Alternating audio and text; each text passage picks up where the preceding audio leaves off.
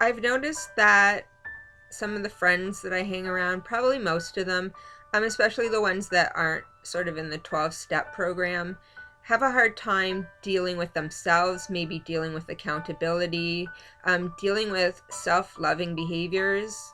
And I know for myself, I grew up with sort of there was some higher power in my life. I called it God because I grew up in Catholic church, but my mom pulled us out of the Catholic Church when I was 12.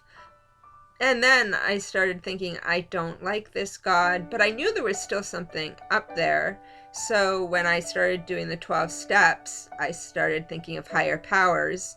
But all along, um, I've been in therapy for years, and a lot of my therapists, or the ones I've connected with the most, have taught me about loving myself. My name's Lisa, so I'm loving little Lisa, and there's some exercises like the butterfly hug. You put your hands and pat them like that by your shoulders for 10 minutes as you're deep breathing.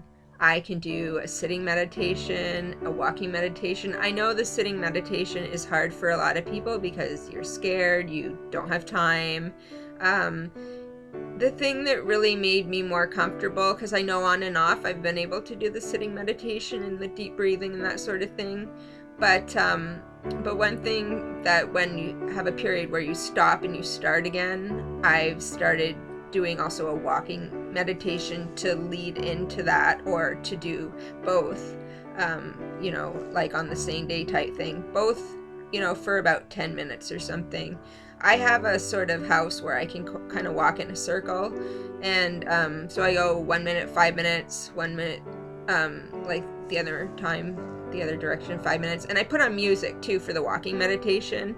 Like, it's maybe mood boosting music or whatever you like to move the chi energy. Chi is the energy flow. Some days you'll feel it, some days you'll just feel like you're walking and it won't feel like anything's moving and making you happy inside, or changing your mood, or feeling your stress dissolve. And that's okay too. Just, every day's different. So start the next day and don't beat yourself up. Another thing that I do is the mirror exercise, and that is to look in the mirror and say, hi, I love me. So, hi, Lisa, I love myself. And that is one of the hardest for most people that I've talked to. So for myself, I just said it. For an affirmation, you don't have to believe the affirmation to say it. I've heard so many people say that you need to believe it to say it, even really spiritual people. But I find that if you say it enough times, you will brainwash your body in a good way, or your mind, and you will start to believe it, or it will just start to feel happy to you inside, whether you believe it or not. And so after about a month of me saying, I love you, Lisa, I stopped making those funny faces. I stopped cringing. And I actually decided to make it realistic, because one day I said, I love you, Lisa, but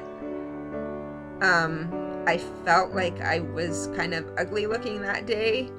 Sometimes that's just because I'm not wearing makeup and I haven't brushed my hair. And when I thought in my head that, I'm actually ugly, it made me almost cry, and it made me feel so sad inside that I decided I'm gonna block out those thoughts. And you can block out your thoughts. I obsess compulse a lot, and my therapist is like, just stop doing it. I'm like, what are you talking about? Oh yeah, you can like focus on other things. You can stop your mind. And so I find it is like really, really helpful.